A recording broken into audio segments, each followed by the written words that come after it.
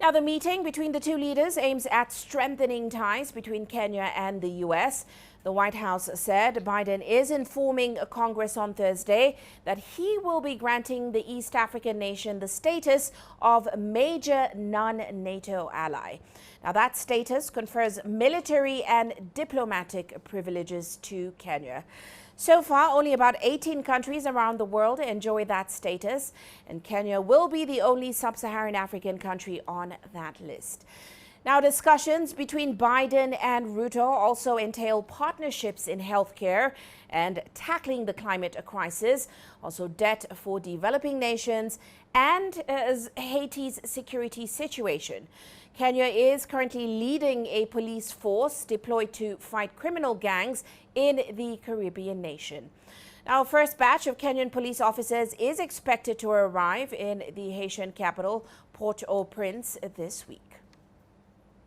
Well, let's delve further into that meeting with Professor David Monda. He joins us now. He is a professor of public policy and constitutional law, of course, at the City University of New York. Professor, always great to have you with us on the show. Now, of course, we've been watching this trip particularly closely for two major reasons. One of them is the fact that it is the first official state visit by an African leader in about 15 years. And also, we want to get some more clarity on Washington's engagement and its commitment to Africa as a continent. So what are your thoughts from what you've seen so far? So in relation to your first question, Washington is really trying to play catch up. As you've mentioned, it's taken 15 years, before we've had a state visit by an African leader. The last one was, the president of Ghana. And this one, after 15 years, is the president of Kenya. It's the first visit by an African leader to the White House in Biden's current term.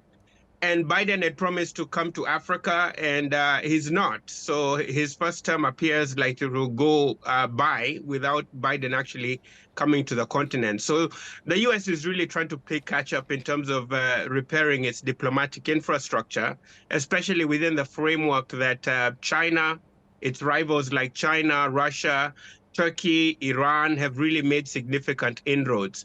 And then more broadly, I think Biden is trying to build on the African Leaders Summit that he had in 2022 to try and use Kenya as an anchor state, not only within the region, but also more broadly within the continent to push the U.S. agenda on trade, on security, but more importantly, on containing the influence of American rivals. And again, here we're looking at China, Russia, Turkey, and Iran. Now let's delve further into that, because last time we chatted, Professor, you mentioned deals like the African Growth and Opportunity Act. So we've been also watching closely to see some of those economic agreements that will be made between the two. So how critical were this Thursday's bilateral talks between the two leaders, of course, for the Kenya-U.S. economic relationship? And why really is the U.S. administration keen on rekindling that relationship? I think the number one element is it appears the Ruto administration is realigning its foreign policy to move closer to the West from previous administrations, the Kibaki and Uhuru administration, which tended to move closer to the East, towards China and alternate partners to the West. But I think in relation to bilateral agreements and trade agreements, as you've mentioned, the AGOA agreement is coming up for renewal. And the difference with this AGOA and the previous AGOA agreement, which we're currently on, is the previous agreement was heavily centered around Congress making the details on the agreement. So this new agreement looks to really expand that trade relationship so that African countries also have an input. But you also have the strategic trade and investment partnership that's been talked about. We've talked about the strategic partnership in terms of Kenya being designated as a non-NATO ally. But more importantly, I think the Ruto administration is trying to diversify its debt portfolio. China holds about 20% of Kenya's debt. And there is a feeling in Nairobi that, China has not been fast enough in terms of moving to adjust debt repayments. So I think this is also an element in terms of the Ruto administration trying to seek American support in terms of debt.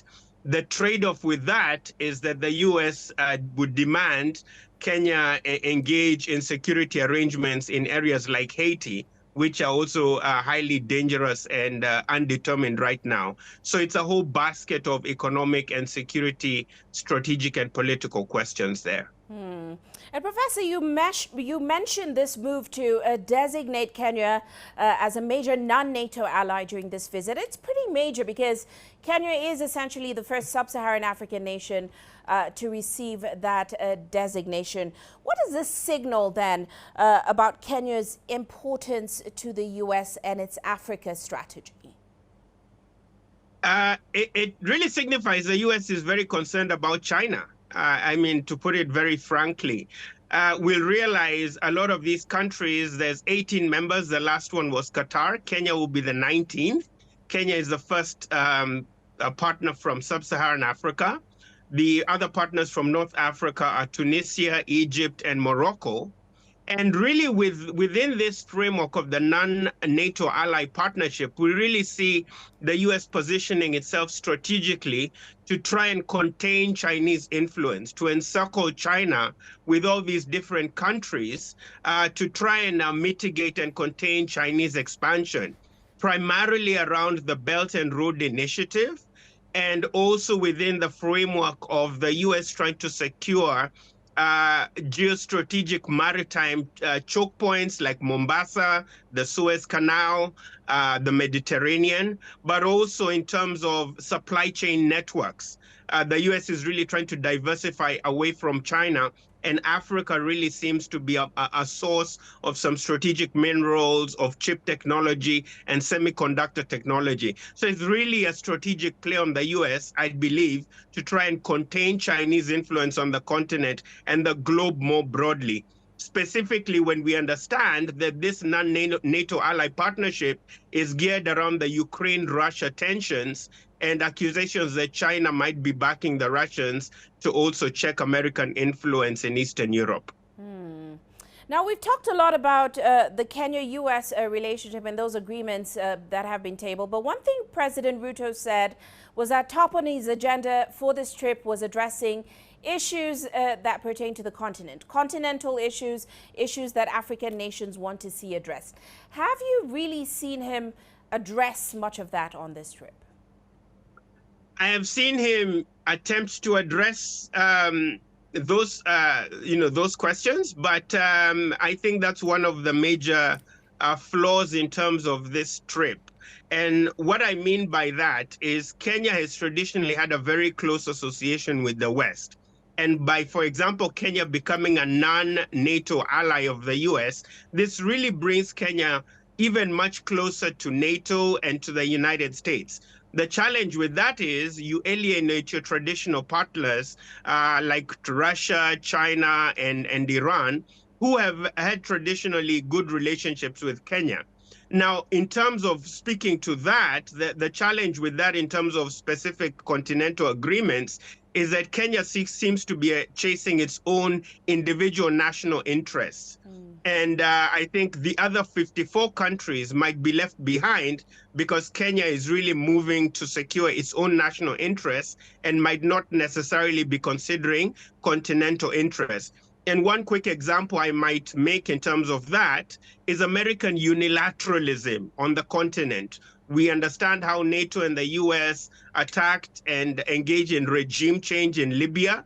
And I don't think this closeness of Kenya to the United States and NATO actually speaks to broader continental interests of checking American unilateralism on the continent. I think it also reduces Kenya's options in terms of partners, because when Kenya gets too close to the West, it also alienates some of its other traditional partners, and an alternative option to Washington, which has been in place with previous administrations. Well, Professor, we do have to leave it there, but as always, it is a pleasure to get your insights on the show. That, of course, is Professor David Monda from, of course, the City University of New York. Now, U.S. President Joe Biden has heaped praise on his Kenyan counterpart, William Ruto, for what Biden termed a bold leadership. And those remarks come as the White House marked the first state visit to the U.S. by an African leader in more than 15 years. Now, during the address, President Biden also praised Kenya for stepping up its efforts in Haiti when so few other nations have agreed to do so. Take a listen. It is important for us to appreciate that many countries in Africa, including Kenya, are struggling with an overwhelming convergence of multiple shocks, including extreme climate events, debt distress, and the disruptive upheavals in Europe and the Middle East, whose cumulative impact is to divert national resources from investment in people and economic growth into managing climate-induced crises and servicing sovereign debt. For this reason, I have underscored the imperative for our partnership to facilitate recovery from these multiple crises, and particularly for the United States of America to take a leading role in a comprehensive debt resolution framework. We concluded that for the United States to deploy forces in the hemisphere just raises all kinds of questions that can be easily misrepresented about what we're trying to do and be able to be used by those who disagree with us and against the interest of Haiti and the United States. So we set out to find a partner or partners who would lead that effort that we would participate in, not with American forces, but with supplies and making sure they had what they needed. And so, I'm very grateful for President Ruto's leadership here, multinational effort, but Kenya's willingness to really lead this matters.